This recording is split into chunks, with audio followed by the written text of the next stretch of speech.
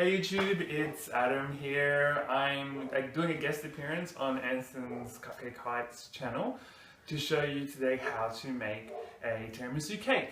Tiramisu is one of my favorite cakes in the entire world, and it would be fantastic to be able to show you all how to make it. So here we go. So the ingredients you need is 150 ml of brewed coffee. We also have 4 eggs here, which has been separated into egg whites and egg yolks. We have 500 grams of mascarpone cheese and 80 grams, or about a third a cup, of caster sugar.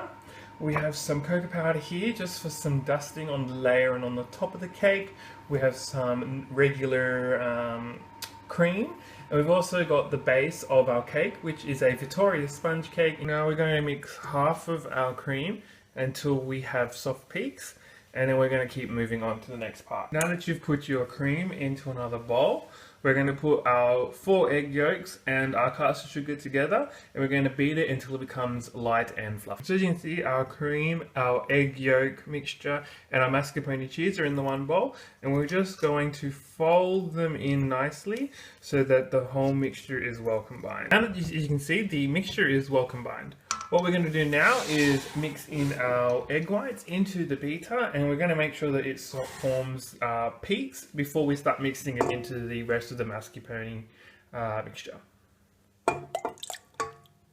As you can see, our egg white mixture is now fluffy and light, just like a little cloud. And what we're going to do now is we're going to mix this into our mascarpone mixture and fold it in so that it becomes nice, soft, and well combined. I'm now going to fold my half of my clouds into my my mascarpone mixture. My clouds will slowly start to sort of mold into my mixture. This is just a really basic version of creating the mascarpone mixture for tiramisu, but I'm super keen to find out what other people use in their mascarpone mixture when they make their tiramisu, and what makes their tiramisu so delicious. I mean, we're making a non-alcoholic one this time, and I know sometimes people like to use the alcoholic ones, but yeah, it's just up to you. Just let me know in the comments below. Now it's time to put the second lot of clouds into my mixture. And when I say clouds, I mean egg whites, just in case people thought I was crazy. Now that we've finished our mascarpone mixture, we've got all of our main essential ingredients here. We have the cake that we have cut horizontally so that we now have 4 layers. In the cake tin, we first put a little bit of oil and then put some Glad wrap in. Because we are layering with liquids as well, we don't want to make sure that the coffee mixture spills all the way through your fridge. Also make sure that the cake is always cut sides up to ensure that the coffee soaks into the cake. We then get some of our coffee mixture. We're only using a small amount for this tiramisu because Anson's not a really huge fan of coffee as much as he loves tiramisu. If you actually really love coffee flavor, then the idea could be to double the amount of mixture or triple, depending on how much coffee flavor you like. So what we'll do now is we'll just lightly put some of this swirling on, just enough. So as you can see here, we've put some coffee mixture into our cake, which makes it have a little bit more of a marble effect, which is really cool. What we'll do now is just put a light sprinkle of cocoa powder through. And when I say light, I mean lots. No, I'm joking. And now we're going to put some of our mascarpone mixture in. We're going to push it out. And you can see that we've now layered the mascarpone. We're going to do another really light dust, just like so, before we put the next layer of cake on.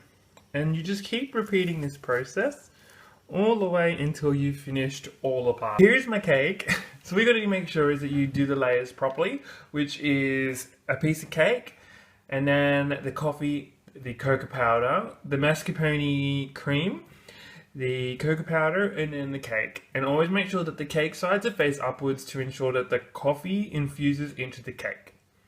I'm going to be putting this into the fridge to set overnight because Anson wants to have it the first thing for breakfast, but you can do it for 6 hours if you wish, depending on what sort of time frame you're working with. The best part is the longer that you leave it into the fridge to set, the better the flavors are of the cake because it allows more time for all the pieces to infuse together. Once your cake is set, take it out of the fridge and run your knife around the edges of the cake to make sure that none of it gets stuck to the sides. Then get the serving platter that you want and just insert it right underneath, because what we're going to do is going to flip the cake over and you're going to hold this just firmly and slowly bring around the edges of the cake tin. And what you'll be able to do then is you'll have a perfectly rounded cake and you'll be able to start serving it. So as you can see, here is the finished product of our tiramisu cake. We've also decided to put some light cream on the top and just dust with chocolate powder, just to give it a bit more of a rustic look. But you can cover the whole cake in a cream or something if that's something you more would prefer for your recipe.